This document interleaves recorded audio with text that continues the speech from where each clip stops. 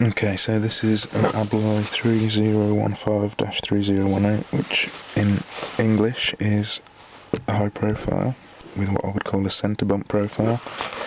No holes, and no holes means I can't monkey about with it. So hopefully that'll stop the fucktards from proclaiming it's fake. I don't actually have the key for this lock, but I do have that, which is a blank. I'm going to use it to zero the discs. Let's try and pick it. There's no real need to obscure the tool because it's been in the public domain for quite some time now. There's nothing really amazing about it, well, apart from the obvious.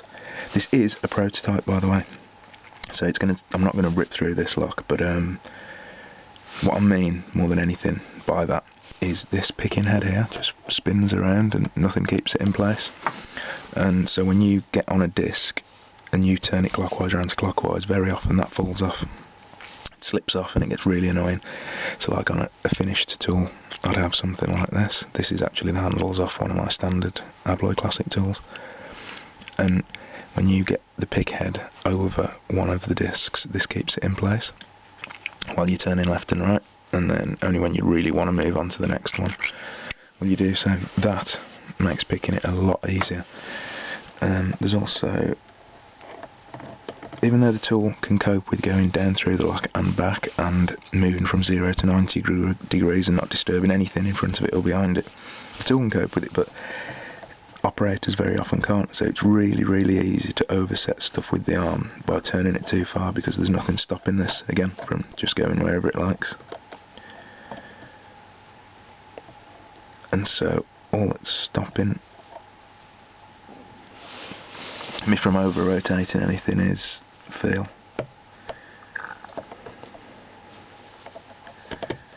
Okay.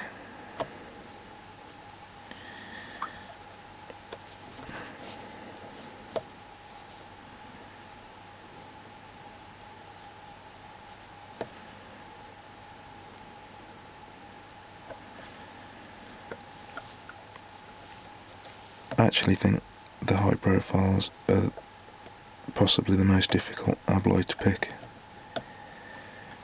out the whole family, which is a bold claim, I know. So I'm just going through the pack now, trying to feel what's binded and what isn't. Very, very generally these bind up from front to rear, whereas like a standard Abloy classic would bind up from rear to front, but that is a very, very general and loose rule of thumb. And if you're relying on that in the field, you're going to come unstuck pretty quickly.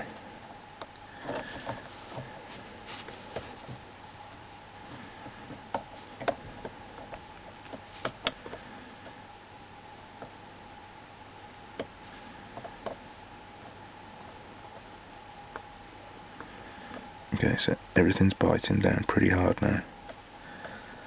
And if I give that a wiggle, you can see the movement there. I've slipped off it. Fucking frustrating then. Okay, so you see the amount of wiggle we got. That's probably in a good spot.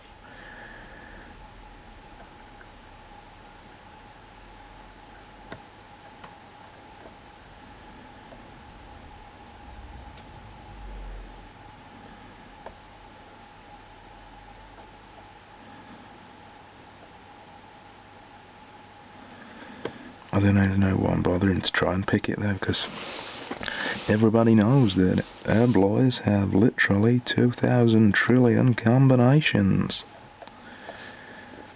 You can't pick an Abloy.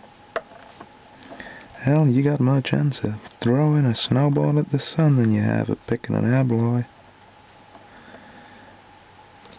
And that's if the tools existed, which they don't. Not that that's meant to be anyone. By the way. Oh, fucking hell. See, I did it there, over-rotating. I over-rotated this front disc round far too far. The free spinner. Let's get that back at 0. Let's try again.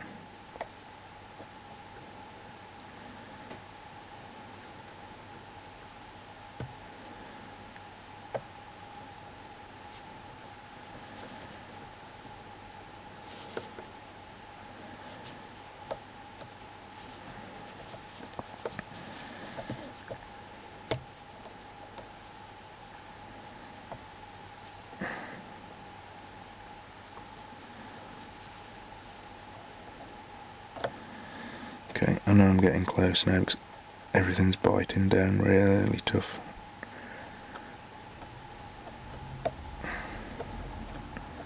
Everything is in a gate or other. We just now need to discern which ones are the real and which ones are the false gates.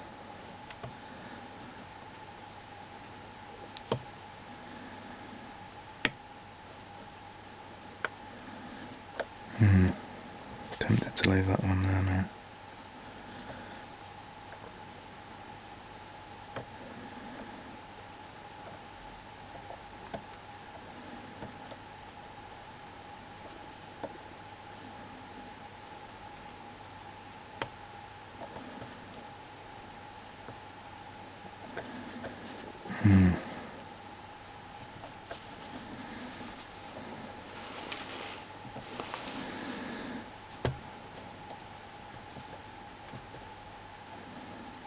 You know when you have to come off the tension in order to move a disc, that the sidebar's biting hard. Okay, we're going to leave that one there.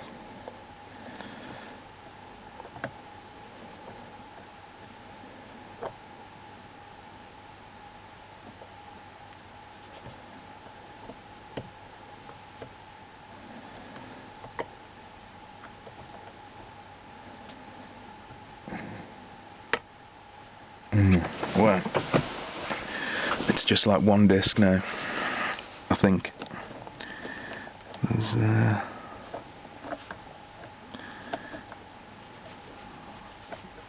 I must be close.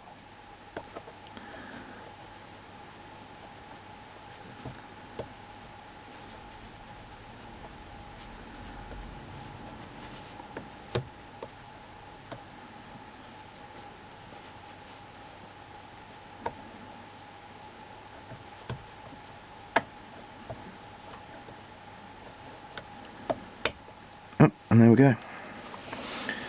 Lock is picked. This, I remember, is actually fucking stiff. One of the ball bearings isn't very happy. There we go. Lock open.